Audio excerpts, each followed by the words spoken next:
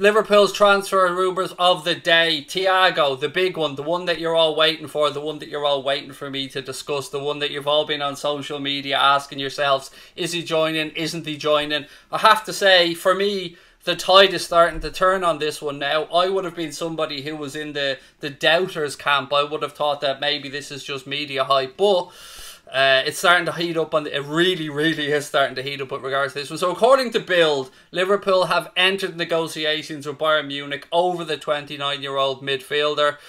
We know that the price that Bayern want for Thiago is around €30 million or £27 million.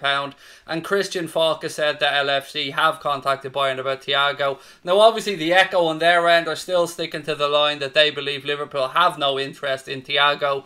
And that's where I was up until the last 48 hours, I'd say, whereas now I'm starting to think that there might actually be some legs to this one. On top of that, Fabrizio Romano was tweeting today as well, and he tweeted, Liverpool are in contact with Bayern Munich for Thiago Alcantara. The player would love to join and Klopp wants him.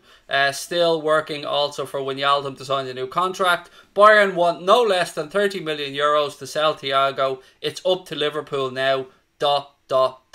On top of this, John Barnes was speaking about Thiago with bonus code bets. I think he has a regular segment with them. And here's what John Barnes had to say about Thiago and what he would potentially bring to Liverpool Football Club. He'll bring creativity in midfield. Liverpool have a hard-working midfield and served them well over the last couple of years. On the other occasion where the front three aren't firing, he'll give them that extra creativity. He's technically very good and very good on the ball. He's a bit different to one of the midfield three that they already have. And Jurgen Klopp will know that if they're playing in games where they need more creativity in midfield, in terms of passing quicker to the front men or getting quality in midfield to create more, then he's there. As to whether he's going to come and play every week ahead of the three midfield players, we don't know. He'll be a very good addition to the squad. And similar or different quality in a similar way to what we have. So that's what John Barnes had to say about Thiago potentially joining Liverpool. There's been more and more stuff coming out, and the European-based journalists really are sticking to their guns on this one.